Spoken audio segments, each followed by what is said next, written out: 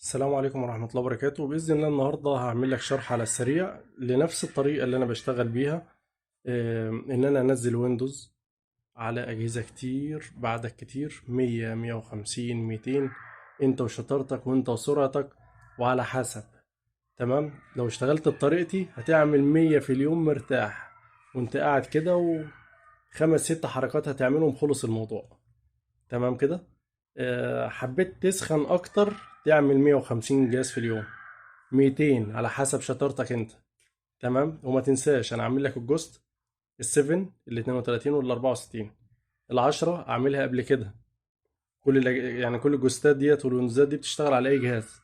تمام، فلو استخدمتهم تقدر زي ما قلت لك، وانا راجل الحمد لله عمري ما كدبت على حد في حاجه، وكفاءه باللي انا بقوله واعمل قدامك وتشوف بعينك لو حتى ايه. ما بكدبش وماليش في الكلام الفاضي ده. تمام، انا هثبت لك النهارده بعينك وانت اللي تشوف وانت اللي هتحكم بنفسك. تمام. مبدئيا هنشتغل على اجهزه جي بي تي وعلى ويندوزات كامله بروفيشنال بدون لعب. يعني مش مثلا نسخه لايت حجمها 3 جيجا واخد لك منها باك اب وافردها لك على السريع في دقيقه. ونسخه كامله 22 اتش 2 باخر تحديثات اللي عاملها عبد الله على موقع زيزو. فيها اوفيس عربي وانجليزي وفرنساوي واللغات عربي وانجليزي، نسخه كامله عجبتني بمرض الله.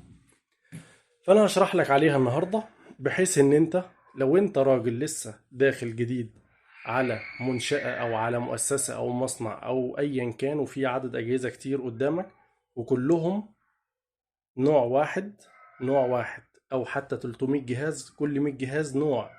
اتش بي، ديل، لينوفو مثلا. هتعمل الباك اب، انا شرحته قبل كده في الفيديو اللي فات.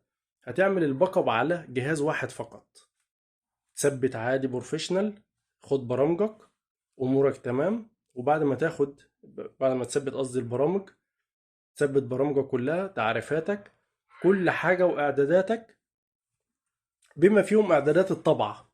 تمام كده، والمتجر بقى والاتش بي سمارت والشغل ده. اظبط الويندوز على مزاجك، وبعد ما تخلص كل الشغل ده تاخد منها لقطة جوست. طبعا لو شغال على حاجة حديثة هتاخد بالاكرونس. تمام، اما لو شغال على حاجة مثلا من الاجهزة اللي ماتت من زمان، هتشتغل بالجوست. وبرضو الطريقة انا شرحتها في الفيديو اللي فات. تمام كده، لحد دلوقتي الامور تمام. بعد ما تاخد نسخة من الاتش بي والديل واللينوفو مثلا، تقدر تمسك الاجهزة وتشتغل بنفس الطريقة اللي انا هشتغل بيها دلوقتي قدامك. انا هخليك تشتغل بنفس الطريقة بالظبط. هتركب فلاشاتك، تخش على الميني ويندوز. وكمان ده في نقطة، احنا هنعمل ديليت اصلا لبارتيشن السي بالريكفري بالداتا بتاعته خالص. احنا نخلي بس يا دوبك الدي زي ما هو عشان الملفات اللي عندك. فاهمني، الشغل كله على السي فقط. هتطير السي. تمام. تاني نقطة، هنبدأ نشتغل نفرد عليه الباك اب، ونشوف الباك اب هياخد وقت قد ايه. ولو انت معاه خمس ست فلاشات، انا بشتغل اقل حاجة خمس ست فلاشات معايا. تمام، وماوس واحد وكيبورد واحد، وكابلات الكهرباء كابل واحد في كل جهاز، وخلص الموضوع، ولا محتاج نت ولا اي شيء. تمام، وواحدة واحدة وعلى الرايق. كل جهاز اتخنها جهاز هياخد معاك 7 دقايق، 5 دقايق. ده لو تك تك على السريع. فاهمني، 7 دقايق يا عم. عقبال ما تخلص الاولاني بوت، وهو لسه بيبوت انت بتكون ركبت الفلاشة في التاني وتشتغل على هذا النظام. دخلت بوت في التاني، ركب في التالت، بدأ بوت معاك، بتكون الجهاز الاولاني خالص يكون ايه، فتح معاك الميني ويندوز ولسه التانيين بيفتحوا. ايه اللي انت هتعمله سيادتك؟ تعال نشوف احسن.